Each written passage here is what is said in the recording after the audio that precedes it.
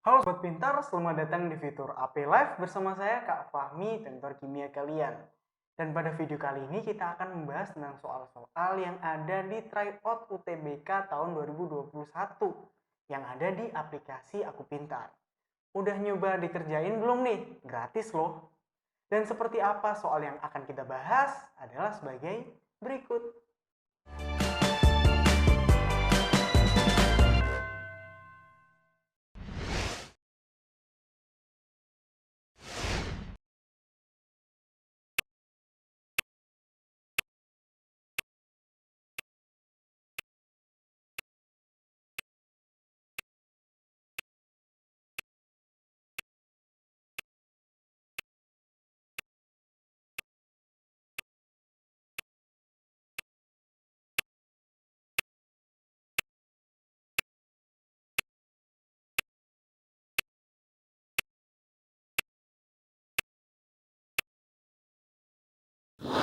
Nah, gimana Sobat Pintar? Sudah kalian kerjakan apa belum? Dan dari jawaban kalian kira-kira sudah benar atau ada yang masih salah?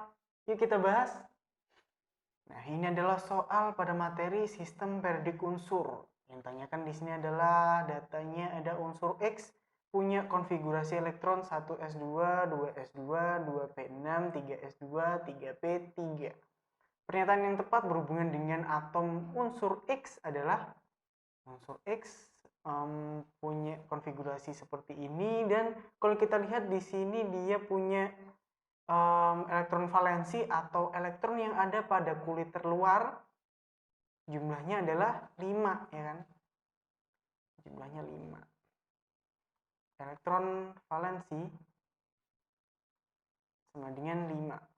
Dan kalau kita lihat di sini dengan konfigurasi elektron seperti ini, bisa kalau misalkan kita samakan pada posisinya yang ada di sistem periodik unsur, unsur X ini merupakan unsur N karena memiliki konfigurasi yang sama. Jadi ini permisalan dimisalkan X gitu ya. Kita coba seleksi satu persatu yang ada di opsi A, B, C, D, E. Yang pertama, membentuk senyawa klorida bersifat ionik. Karena dia elektron valensinya 5 dan klorida juga merupakan non-logam sama seperti nitrogen yang juga non-logam, jadi ikatannya bukan merupakan ionik yang biasanya terjadi antara logam dan juga non-logam. Karena ini adalah non-logam dan juga non-logam, harusnya adalah kovalen. Jadi A adalah salah. Yang B, dengan oksida membentuk oksida basa. Ketika N bereaksi dengan oksigen atau mengikat oksigen, dia bukan membentuk oksida basa, tapi oksida asam. Seperti contoh ada N2O3 dan juga N2O5. Ini oksida asamnya nitrogen ketika berikatan dengan oksigen. Yang C, di alam terdapat dalam keadaan bebas. Dalam keadaan bebas, nitrogen memang biasa ditemukan dalam bentuk keadaan bebas, yaitu N2, tanpa dia berikatan dengan atom-atom atau unsur yang lainnya. Gitu. Jadi C ini juga kemungkinan benar. Nah, C ini kemungkinan benar ya. Tapi kita seleksi nih untuk D dan E, kira-kira ada yang lebih benar apa enggak? Energi ionisasi lebih besar daripada energi ionisasi belerang S. Antara S dan juga N posisinya S itu di sebelah kanannya N, ya kan? Jadi untuk energi ionisasinya itu S lebih besar daripada N. Jadi untuk energi ionisasi lebih besar daripada energi ionisasi S, salah. Harusnya S yang lebih besar daripada N. Konfigurasi elektron X3+ sama dengan konfigurasi gas mulia. Konfigurasinya kalau kita tuliskan pada elektron valensinya 3s2, 3p3. Artinya kalau X3+ kehilangan 3 elektron terluarnya, menyisakan 3s2. Dan 3s2 bukan merupakan konfigurasi dari gas mulia. Jadi E salah. Jadi dari jawaban soal ini yang paling benar adalah C. Di alam terdapat dalam keadaan bebas.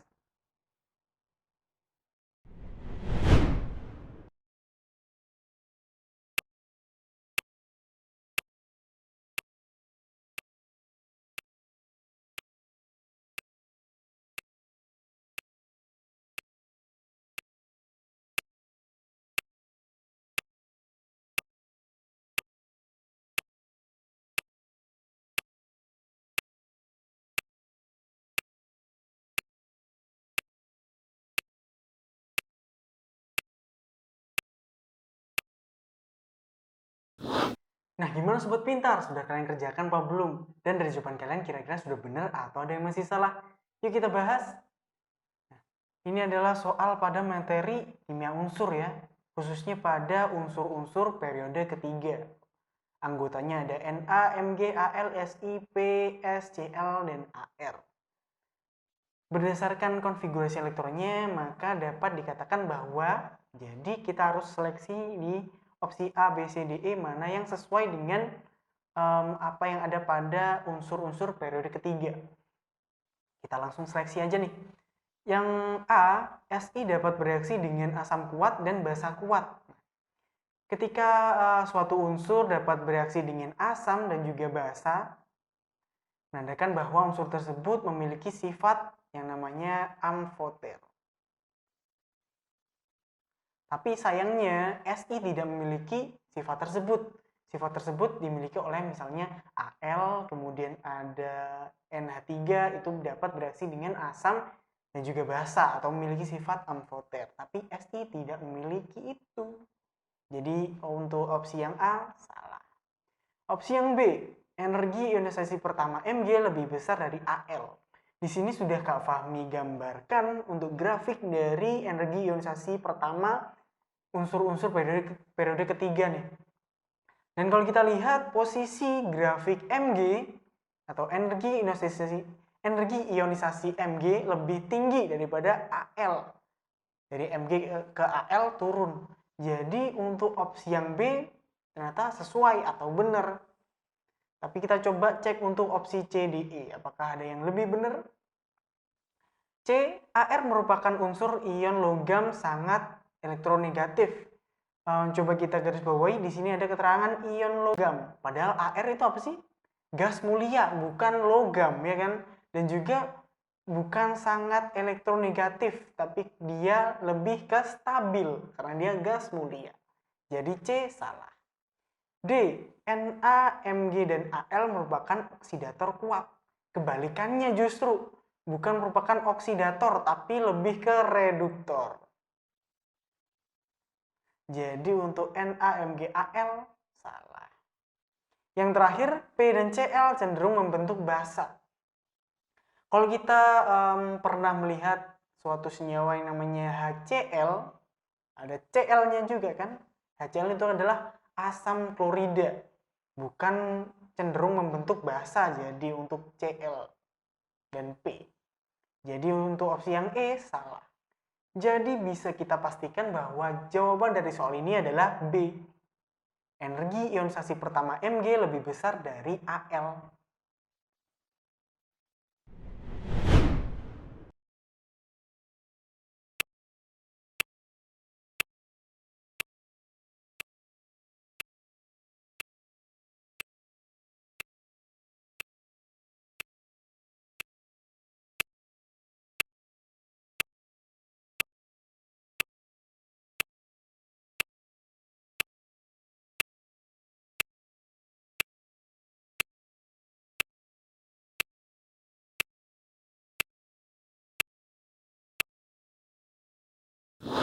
Nah, gimana sobat pintar? Sudah kalian kerjakan apa belum? Dan dari jawaban kalian kira-kira sudah benar atau ada yang masih salah? Yuk kita bahas. Nah, ini adalah soal pada materi ikatan kimia ya. Yaitu menyangkut adanya senyawa atau kelompok senyawa kovalen polar. Kovalen polar berarti kita harus mencari yang mana di antara opsi A, B, C, D, E yang merupakan kesemua anggotanya adalah senyawa polar atau kovalen polar.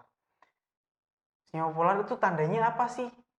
Tandanya dia harus mempunyai yang namanya PEB atau pasangan elektron bebas. Atau juga bisa kita cek dengan adanya bentuk molekul yang bentuknya adalah asimetris. Lawan dari simetris, kalau simetris berarti tertata gitu ya. Untuk asimetris berarti agak sedikit berantakan gitu mungkin untuk struktur senyawanya.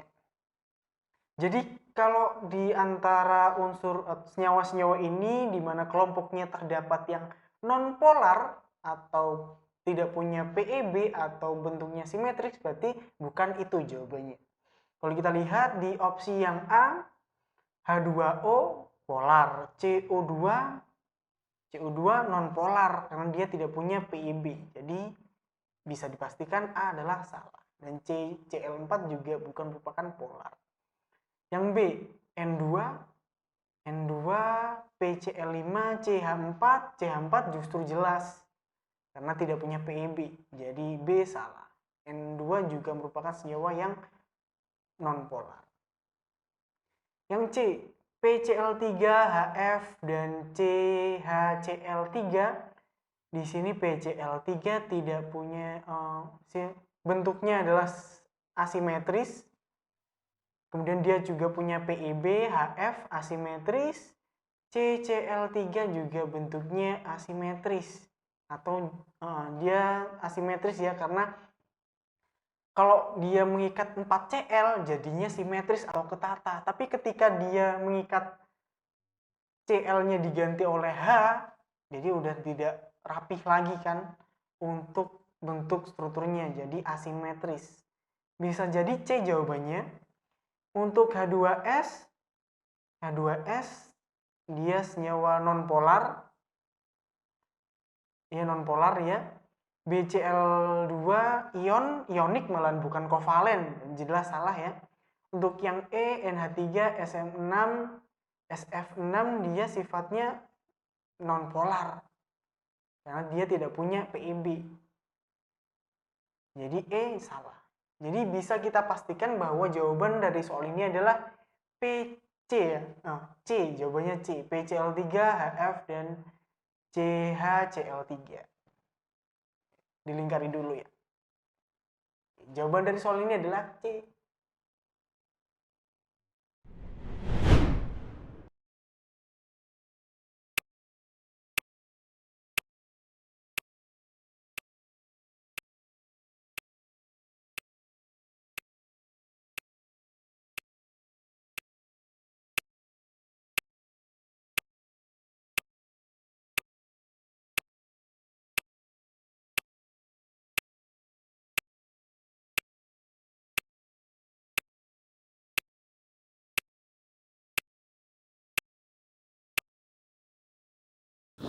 Nah, gimana sobat pintar? Sudah kalian kerjakan apa belum? Dan dari jawaban kalian kira-kira sudah benar atau ada yang masih salah? Yuk kita bahas. Nah, ini adalah soal pada materi hidrolisis garam. Ada keterangan KH, tetapan hidrolisis. KH dari ClO min nilainya 4,0 kali 10 pangkat min 7. Kemudian yang ditanyakan adalah pH dari larutan KClO konsentrasi 0,1. KClO ini adalah garam sifatnya apa sih? KClO adalah garam yang terbentuk dari KOH direaksikan dengan HClO akan menghasilkan KClO plus H2O. Jadi karena dia terbentuk dari KOH yang sifatnya adalah basa kuat dan juga asam lemah, jadi yang menang adalah yang kuat nih. Maka garamnya yang terbentuk adalah garam basa. Dan untuk mencari pH-nya kita cari untuk konsentrasi OH-nya dulu. Karena sifatnya garam basa. Rumusnya adalah KH kali konsentrasi garam. Kita masukin aja nih nilainya. KH-nya adalah 4 kali 10 pangkat min 7 dikali dengan konsentrasinya 0,1 atau 10 pangkat min 1. Jadi untuk nilainya adalah 2 kali 10 pangkat min 4. Kalau kita jadikan POH sama dengan 4 min log 2. Kalau kita ubah jadi PH sama dengan 14 min atau dikurangi 4 min log 2. Jumlahnya adalah 10 plus log 2. Kalau kita coba cek di opsi A, B, C, D, E, jawaban yang benar adalah C. Jadi jawaban dari soal ini adalah C, 10 plus log 2.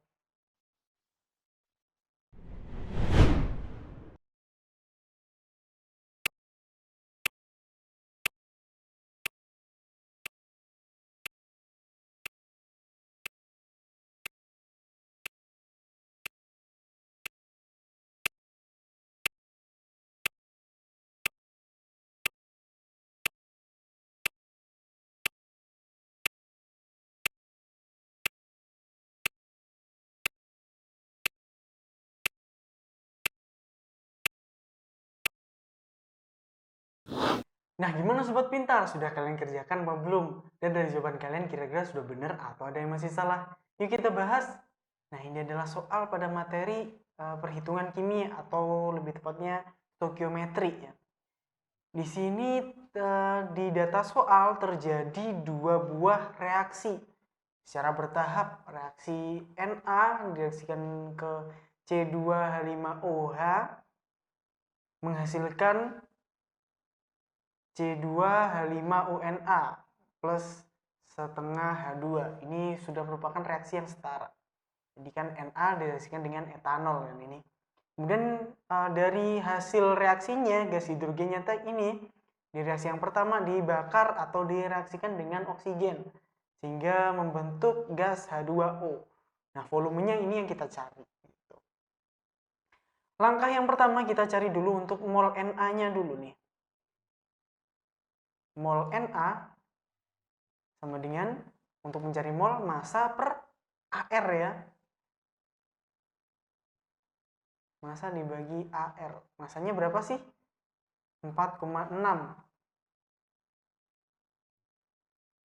dibagi AR-nya Na23. Maka untuk nilai mol Na sebesar 0,2 mol. Sudah didapat mol dari Na yang dimana dalam reaksinya koefisiennya 1. Menggunakan data koefisien kita bisa tentukan nilai mol dari H2-nya. Yaitu mol H2 sama dengan, karena koefisiennya setengah, yaitu setengah dari mol Na. Setengah dari mol Na berarti 0,1 mol. Sudah didapat mol dari H2, kemudian kita masukkan mol H2 ke dalam reaksi yang kedua nih. Mol H2 sama dengan 0,1. Karena koefisiennya sama antara H2 dan juga H2O sama-sama 1, jadi untuk mol H2 juga sama seperti mol H2O sama seperti molnya H2, 0,1 mol. Dengan 0,1 mol. Terus untuk mencari volumenya, karena dalam keadaan STP, volume sama dengan mol dikali STP. Molnya adalah 0,1 dikali dengan STP 22,4. Maka nilainya adalah 2,24 liter. Kalau kita lihat di opsi A, B, C, D, E yang ada 2,24 adalah opsi yang B. Jadi jawaban dari soalnya adalah B, 2,24 liter.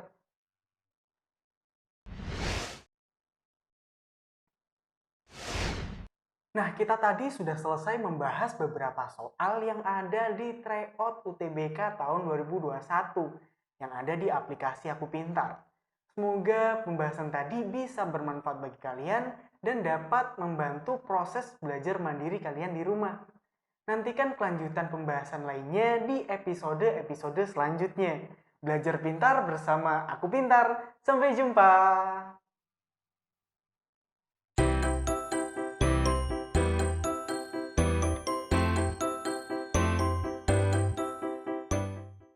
Belajar pintar bersama Aku Pintar. Download sekarang.